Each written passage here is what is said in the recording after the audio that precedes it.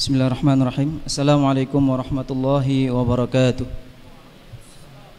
Alhamdulillahi hamdan katsiran thayyiban mubarakan fihi kama yuhibbu rabbuna wa yardah. Allahumma salli wa sallim ala sayyidina wa habibina wa syafi'ina wa maulana Muhammadin sallallahu alaihi wa sallam wa ala alihi wa ashabihi wa ahbabihi wa ansarihi wa man ihtada bihadihi wa istanna bisunnatihi ila yaumiddin, amma ba'd.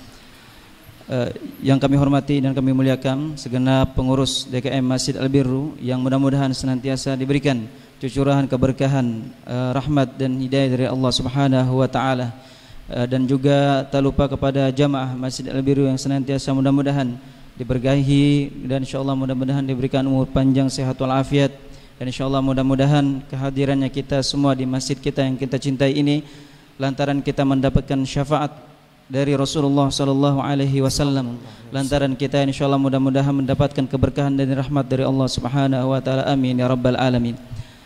Jamaah sekalian dirahmati Allah Subhanahu wa taala, pertama-tama perkenalkan secara singkat, kami dari Yayasan Darul Quran Al-Karim Sunnah Indonesia yang merupakan kantor perwakilan resmi dari Yayasan Darul Quran Al-Karim Sunnah yang berada di kota Gaza, Palestina. Jadi kantor pusat kami berada di Gaza, Palestina, kemudian membuka cabang internasionalnya di Turki dan di Jakarta. Jadi kami juga punya cabang Yayasan Darul Quran Al-Karim Sunnah di Turki. Kemudian untuk di Indonesia saat ini berada kantornya di daerah BSD. Ya, 1 tahun lalu kami masih berada di Jalan Kahfi sini tapi qadarullah sudah pindah. Dan Darul Quran Al-Karim Sunnah sendiri di Gaza, jamaah sekalian, itu merupakan lembaga tahfidz Al-Quran dan kemanusiaan terbesar di Palestina, yang memiliki 4.000 halaqah Al-Quran dan ribuan halaqah lainnya seperti halaqah tafsir dan tadabbur Al-Quran, halaqah qiraat dan sanad, halaqah hadis nabawi, halaqah tazkiyah, dan ribuan halaqah lainnya yang berada di naungan Darul Quran Al-Karim Sunnah, yang halaqah-halaqah ini tersebar di seluruh penjuru Palestina, khususnya di kota Gaza. Kemudian kantor cabang internasional kemudian dibuka 2 tahun yang lalu di Turki dan di Jakarta. Insyaallah pada kesempatan yang berbahagia ini, untuk tidak memperpanjang mukaddimah, kita kedatangan tamu kita. Beliau asli Gaza, Palestina. Beliau merupakan hafidz Al-Quran bersanad dan beliau merupakan doktor fikih perbandingan. Dan insyaallah mudah-mudahan pada kesempatan yang berbahagia ini beliau akan berbagi tentang kabar terbaru saudara-saudari kita di Palestina. Syekh Nidal falyatafaddal mashkur. Bismillahirrahmanirrahim. Alhamdulillahi rabbil alamin. Sallallahu wasallam wa baraka ala sayyidina Muhammadin imamil awwalin wal akhirin wa ala alihi wa sahbihi wa sallama tasliman katsira. Amma ba'd. Hayakumullah ayyuhal ikhwah al-akarim fi hadzal masjidil mubarak wa fi hadhihi as-salah al-mashhuda salatil jumu'ah. Nas'alullaha an yataqabbalaha wa an yaghfir lana bi barakatiha. Allahumma amin. Pada jamaah sekalian dirahmati Allah Subhanahu wa taala, beliau tak lupa mengucapkan ribuan terima kasih kepada DKM Masjid Al-Birru dan juga kepada jamaah sekalian. Semoga hadirnya kita di masjid ini kemudian telah menaikkan salat Jumat berjamaah. Semoga Allah Subhanahu wa taala membalas amal ibadah kita dengan kebaikan dan pahala berlipat ganda dari Allah Subhanahu wa taala, dan mudah-mudahan salat kita tadi salat disaksikan oleh para malaikat. Amin ya rabbal alamin. آمين يا رب العالمين. أيها الإخوة، إن أهلنا في فلسطين وفي غزة خصوصا يتعرضون لإبادة جماعية يقتل فيها النساء والأطفال منذ أكثر من عام، وقد اقتربنا على أن يكون هذا إلى في نهاية هذه السنة إلى عام وشهرين. وقد ارتكب اليهود لعنهم الله لعنا كبيرا، وقد بين الخطيب جزاه الله خيرا أن اليهود يقتلون الأنبياء، أنبياء الله سبحانه وتعالى. وقد ذكرت بعض الروايات أنهم كانوا يقتلون النبي في الصباح ثم يذهبون إلى السوق كأنهم لم يفعلوا أي شيء. نعم. Saat ini jemaah sekalian, bahwa hingga hari ini ketika kita duduk di masjid ini, saudara-saudari kita di Gaza hingga saat ini masih terus dibombardir oleh Zionis Israel. Zionis Israel terus melakukan genosida, pembunuhan massal di Gaza hingga saat ini. mereka membunuh para anak-anak, mereka membunuh para perempuan, dan tadi sudah disebutkan dan dijelaskan jazakallahu khairan katsira kepada ustaz kita, khatib kita tadi telah menjelaskan bagaimana perlakuan ya orang-orang Yahudi kepada para nabi. Bahkan tadi juga beliau mengutip apa yang dikutip oleh khatib tadi, bahwasanya dalam satu riwayat orang-orang Yahudi ini jamaah sekalian membunuh para nabi di pagi hari, kemudian di sore harinya atau di siang harinya mereka berangkat ke pasar seakan-akan mereka tidak melakukan apa-apa. Jadi ketika mereka membunuh para nabi, mereka seakan-akan tidak melakukan apa-apa dan berangkat ke pasar seperti hari biasa. وقد اعتبروا أنفسهم أنهم شعب الله المختار، أي أنهم خير خلق الله، ويقولون في كتبهم أن كل إنسان ليس يهودي هذا كل شيء عنده مستباح، يجوز أن نقتل أطفاله، ويجوز أن نغتصب نساءه، ويجوز أن نقتله وأن نحرقهم وأن نفعل بهم، حتى أن بعضهم يقول أنه يجوز أن نفحر القبر ونخرج العظام ونطحن العظام، هذا فيه أجر وفيه جزاء من الله حسن.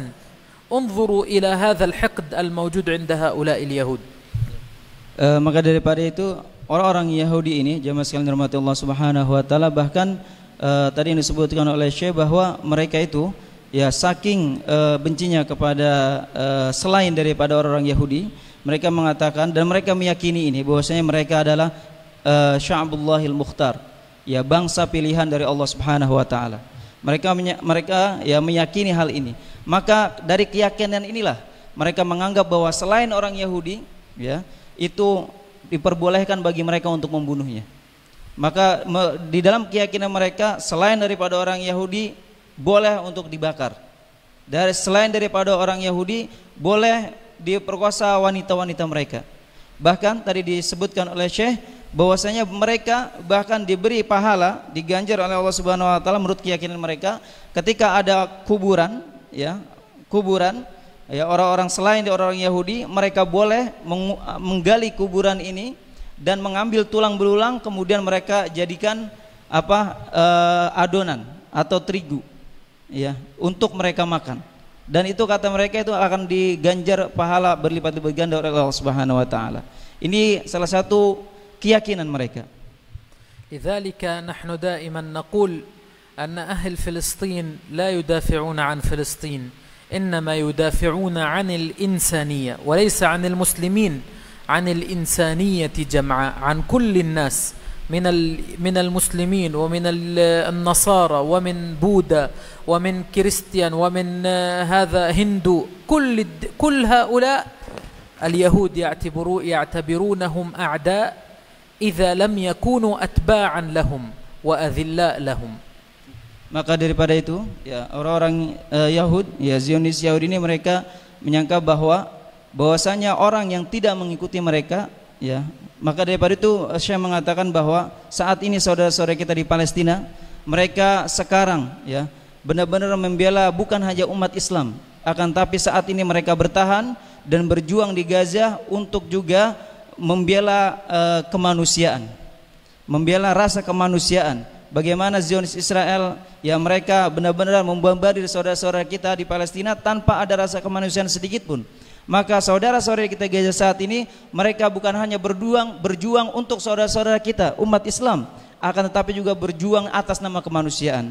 Karena apa? Karena orang-orang Yahudi mengatakan bahwa walaupun mereka umat Kristen, umat Yahudi, umat Hindu, ya Buddha dan sebagainya, jika umat-umat ini tidak mengikuti orang-orang Yahudi, maka kata orang menurut Yahudi boleh mereka untuk diapapun, ya diapain pun boleh, ya dibunuh, dibakar dan sebagainya, kalau mereka tidak mengikuti apa yang diinginkan oleh orang Yahudi. لذلك كل يوم نشاهد على وسائل الإعلام وعلى السوشيال ميديا نرى الأطفال المقطعين الأشلاء، كل يوم يموت عشرات الأطفال، كل ساعة يسقط عشرات الشهداء من الأطفال ومن النساء. Maka daripada itu kita lihat di media sosial atau bahkan di televisi bahwasanya yang kita sering lihat banyak sekali anak-anak kecil, bayi-bayi yang maaf cakap jamaah sekalian terpotong tangannya, kakinya. Ya, bahkan beliau mengatakan bahwa setiap jam ada puluhan ya anak-anak kita di Gaza syahid di jalan Allah Subhanahu wa taala setiap jamnya. Kita berbicara bukan satu hari saja, akan tetapi setiap jamnya itu puluhan daripada saudara-saudari kita, anak-anak kita di Gaza syahid di jalan Allah Subhanahu wa taala. لذلك من الواجب علينا أن ننصرهم. أولا ننصرهم لأنهم إخواننا في الدين. ثانيا أن فلسطين ليست لأهل فلسطين فقط مثل إندونيسيا للإندونيسيين.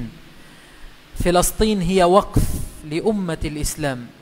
ثالثا لأن نصرة إخواننا في فلسطين هي نصرة للمسجد الأقصى، ونصرة المسجد الأقصى هي واجبة على كل مسلم. Maka daripada itu kita sebagai umat muslim ya kita diwajibkan untuk membela mereka. Kita diwajibkan untuk membantu perjuangan mereka. Ya, dengan sebab yang pertama karena mereka saudara-saudari kita seiman dan seakidah. Yang kedua karena saat ini mereka membela Palestina. Jamaah sekalian rahmat Allah Subhanahu wa taala bahwa negeri Palestina bukan hanya milik rakyat Palestina saja. Bukan seperti negara Indonesia yang hanya milik orang Indonesia. Akan tetapi Palestina juga milik umat Islam di dunia ini. Karena dikatakan oleh Sayyidina Umar bahwasanya apa? Palestina merupakan tanah wakaf umat Islam yang seluruh umat Islam di dunia ini bertanggung jawab untuk sama-sama menjaga Palestina. Kemudian yang ketiga, ketika kita memperjuangkan, ketika kita membela saudara-saudari kita di Palestina, berarti juga kita membela Masjidil Aqsa. Dan membela Masjidil Aqsa merupakan kewajiban seluruh umat Islam di dunia ini. أسأل الله أن يبارك فيكم وأن يجزيكم خيرا وأن يبارك في أهل هذا المسجد مرة أخرى، وأذكركم بواجب نصرة إخوانكم ومساعدتهم ومساعدة أهل القرآن في غزة وفي فلسطين، فهذا واجب علينا كما قلنا سابقا. والسلام عليكم ورحمة الله وبركاته. Maka daripada itu kita wajib membela saudara-saudara kita dan membantu saudara-saudara kita di Palestina. Selain kita juga membantu kemanusiaan jamaah sekalian, kita juga membantu para ahlul Quranul Karim. Ya, Darul Quranul Karim was Sunnah sendiri jamaah sekalian itu memiliki kalau kita tadi saya katakan bahwa kita memiliki 4.000 halaqah Al-Quran. Jika satu halaqah itu ada 10 ya dengan gurunya 11, kita bisa bayangkan ada ribuan penghafal Al-Quran dan ribuan guru tahfidz Al-Quran yang insya Allah juga akan kita bantu. Jadi selain kita membantu kemanusiaan, kita juga membantu para ahlul Quran yang saat ini tinggal di tenda-tenda, tinggal di pengungsian yang saat ini tersebar di beberapa tempat di Gaza. Maka pesan terakhir beliau bahwa marilah kita bantu saudara-saudara kita di Palestina dengan apa yang kita miliki, dengan kemampuan kita.